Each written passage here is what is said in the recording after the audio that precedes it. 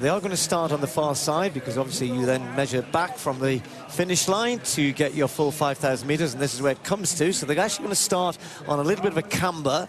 Just 3 lanes have been laid out, and the big story is the progress, incredible progress of Francine Niyonsaba, one of the DSD athletes who wasn't able to compete over the last couple of years in her normal event, the 800 meters, and then the choice was either to move up or take the medication required to keep testosterone levels within the permitted levels that World Athletics had set. But Niyonsaba chose to have a go at the longer distances and has been with fantastic results, particularly over this last 3 or 4 weeks when she's been unbeaten, 3,000 meters. And we think here we'll probably start as maybe the slight favorite over Hellen Obiri in the 5,000, which is saying something. But a pretty good field lined up. Such an unusual race. I think that will certainly determine how the race is run, in the sense that they've got to get used to the tight turns. There are a couple of almost 90-degree turns with heavy banking, and then this slightly more sweeping turn at the bottom bend. Long lap, not used to the normal 400 meters where you can give yourself, you know, gauging your pace.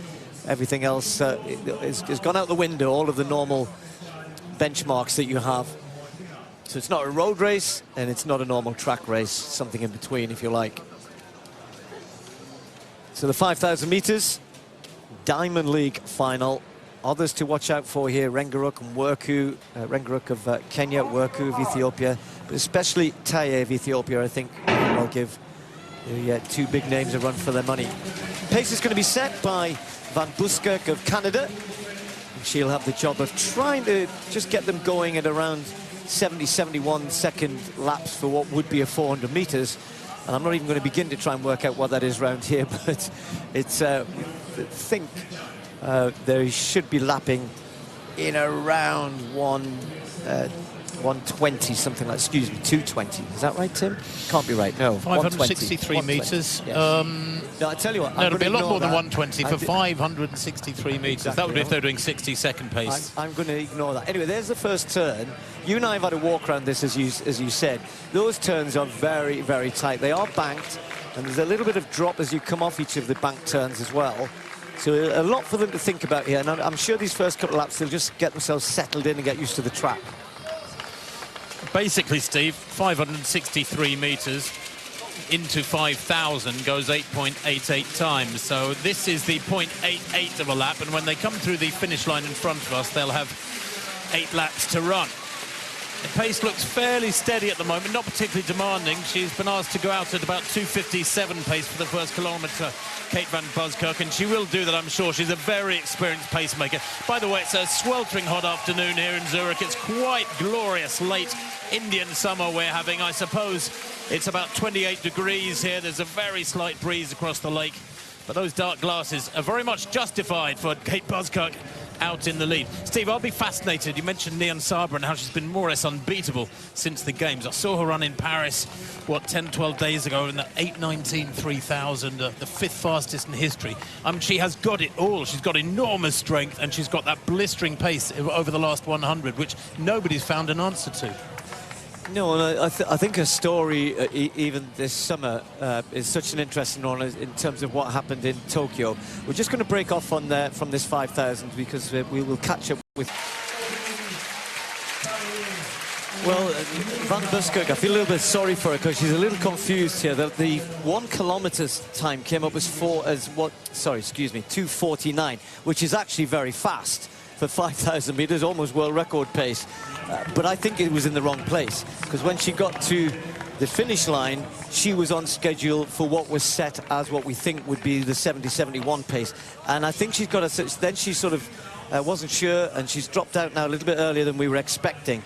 So that means that Kipkemboi is going to lead this, but they're still on around about 14:40 pace, not 14:10, as that first kilometre split would have suggested. I think it was in the wrong place. So just come back to Niyonsaba, and you're right, Tim. You know, what an incredible story. Then, you know, she ran the 10,000 in the Olympic Games and ran okay, and that was a bit of a surprise. She was 5th, and that was competitive. And then everyone started talking about her chances in the 5. And then she got disqualified for literally putting 1 foot on the inside in the heats of the 5,000 meters. And I think she would have been a factor in the 5,000 meter final, or certainly had a good chance of being a factor, because, as you've said, what we've seen since then reiterates how good she's become in such a short space of time. But she puts it down to the fact she moved to Kenya last year, in 2019, once she knew that 800-meter career was up for the foreseeable future, and she's just been training. She says, every morning I get up and see Kipchoge. What more inspiration do you need than that? And so yes, brilliant performances from her, but this has slowed right down now again, and becoming a little bit more cat and mouse after Van Buskirk dropped out. Well, Steve, I think that 2-kilometre time of 5:46.08 is perhaps more realistic, but I definitely agree with you. I don't think that first kilometre was 14:10 pace, almost world record pace. I thought they were running fairly slowly, very conservatively, actually. Yeah, Tim, we were given a chart which said at this point, when they went through with 5 to go, 6:26 was 71-second pace, and that's exactly what they went through in. Which, so as I said, we're in the 14:40, 14:45 range. They will speed up at the end, no doubt about that. We might just have to take the kilometre splits with a little bit of a pinch of salt.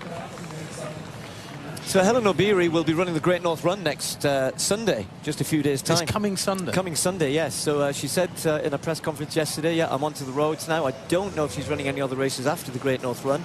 And Niyonsaba feeling this slow pace, but that bend is not a place to overtake. You're going to get pushed so wide around there. But yeah, so Obiri said, I was happy with my silver medal. Obviously Hassan won the 5,000, and Obiri knows that now Niyonsaba is a great contender. Maybe only Hassan would have the pace you were talking about, Tim, to perhaps outkick Niyonsaba over this sort of distance. Well, you're right, Steve. I mean, you know, Niyonsaba, the Olympic silver medalist in Rio, has run 1:55 for 800.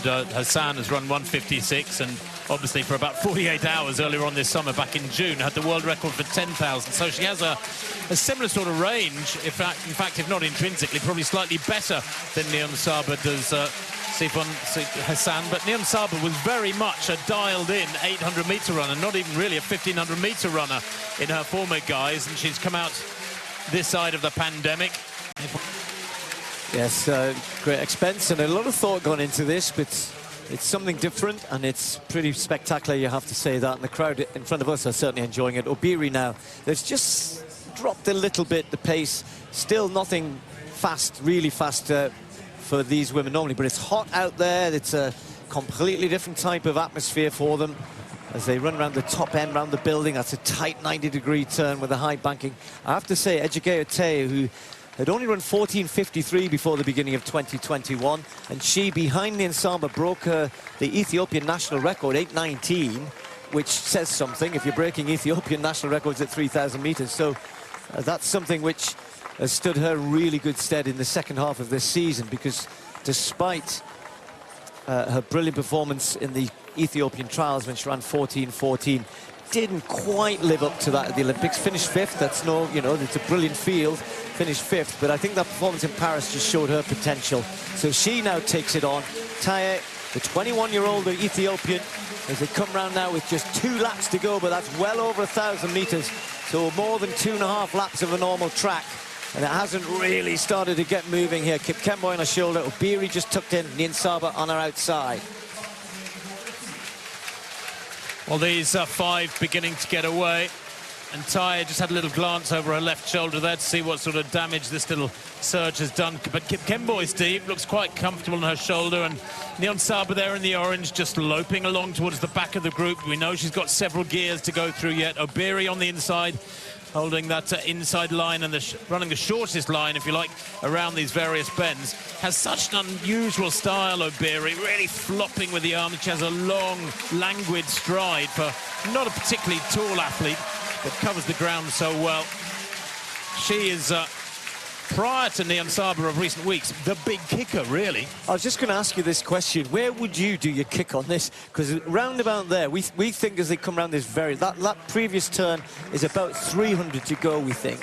And then as they come around another 90-degree turn, maybe about almost approaching 200 meters, maybe about 180, 190 from here. So do you wait to here? There's one slight bend again to the finish. So they're on their penultimate lap here. Where do you do your big kick here? Well, it's a very good question, Steve. When you've run road miles where it's almost an optical illusion when you run dead straight, you can see the finish and you think, right, I'm going to start sprinting now, and it never gets any closer, and you misjudge it completely. It's an optical illusion. Well, they're on the home straight now for the penultimate time, but you're right. I reckon it's 180 metres long, something like that, maybe 190 metres long. So it'd be very tempting to go too early. I would leave it until after that final bend. Niyonsaba wants to just try and control this. So at the bell, 563 metres exactly to go. Niyonsaba leading. And then they'll go around this tight turn into the long back straight, and then the two 90-degree turns. The cameras are out, the phones are out. And now Niyonsaba just stretching them, hasn't really started kicking here. Obiri just looks as though she's struggling, but now moves out, wants to go past Kipkemboi and Taye. Taye still looks really comfortable. She doesn't have as good a kick as some of the others, but it's going to be who goes first here, I think. Well, there's an element of patience here, and tactics are employed, of course, always in middle distance and 5,000-metre running, but how do you apply tactics on such an unusual circuit? Here they take this corner, now they do, what, about 80 metres, and then they take another sharp turn and they're into the home straight, that 200-metre sprint, nearly 200-metre sprint, Steve. Obiri looks like she's going early, but is Niyonsaba going to control it? Yeah, holding her off. Obiri's made it difficult for herself, having to go wide on the bends here, trying to use the camber to give her a bit of a lift off that bend, and Obiri now stretching Niyonsaba, but Niyonsaba responds as they come around one slight bend here, and then there'll be about 100 metres to go. The crowd are on their feet here, cheering them in. It's Niyonsaba and Obiri. It's going to be very, very tight here. Niyonsaba just has the advantage, though, starts to move away, increases her lead. It's Niyonsaba with the strength and the speed to come away from Hellen Obiri. It'll be another wonderful victory for Niyonsaba. 14:28.98. They really picked up over the last kilometre. Fast last kilometre, as expected. Hellen Obiri having to settle for second again. Niyonsaba building her reputation in the distance events now. Shows that she's capable at 3,000, 5,000, and indeed 10,000. And she even began the season, I think, running cross-country as well. But that 14:28.98 clocking, not a personal best, because she set that in Brussels just over a week or so ago. But good, smart running. She controlled it, Tim, didn't she? She got to the front, and I think that's smart on those wide bends. What you don't want to be doing is trying to attack wide in those last two bends, which Hellen Obiri tried to do. Well, Niyonsaba has got the strength and the stamina to control races and dominate them, frankly, and very, very few people in the world, maybe Sifan Hassan, I'm not sure anybody else, maybe Guide, could hold off Obiri in about 150, 160-metre home straight like that. Somewhat bizarrely, the finish line is about 30 metres before the big arch at the end of the home straight. So it's one of those deceptive finish lines, a bit like the Stockholm track, the old Olympic Stadium in the Swedish capital. But Niyonsaba there has got the ability, Steve, just to bide her time and then kick. And the last kilometre, 2:44, that probably doesn't contain all the information we need, which is to say that really the finishing speed over the last couple of hundred by this pair was quite fantastic. Drew them clear. Taye was able to stay close to them, but Kipkemboi a little way back. Niyonsaba has really got it dialed in, hasn't she? This ability to kick and hold off the big names. I really wonder now what will happen. I mean, we're not here tonight to have a whole discussion around DSD, but just for people to understand that the events that were chosen were based on the evidence that was available, based on the athletes who were running at the time in those events. And obviously Niyonsaba has moved up into the longer distances, and whether or not there will also be and hopefully from her point of view, she won't want that to be the case, but every time she runs and competes again at the longer distances, it provides the evidence perhaps that was the same situation we had in the 800 and the 1500 metres. So that's one to watch. And there she's the Diamond League champion for the 2021 season, a season that's been difficult for all athletes for all sorts of reasons, and to organisers as well. But this one here, we're finishing with something special, something different, and we've certainly seen that. Niyonsaba has produced a season for her to remember. Disappointment at the Olympic Games, that disqualification, I'm sure, but these last 3-4 weeks have given her a lot to celebrate and a lot to ponder as well as she goes into next year. Well, there's a three-pronged benefit to winning. You get that glorious Diamond League trophy, and those are precious, believe me. She gets $30,000 as the winner in the final, and she gets a wild card entry to the World Championships